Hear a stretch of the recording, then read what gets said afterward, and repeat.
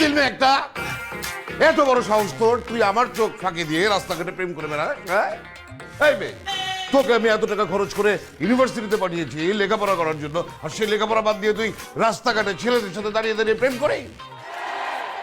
ঠিক আছে প্রেম করবি ভালো কথা, কিন্তু তাই বলে পান দোকানদারের ছেলে হেডফোন বিক্রেতার সাথে তুই প্রেম করবি?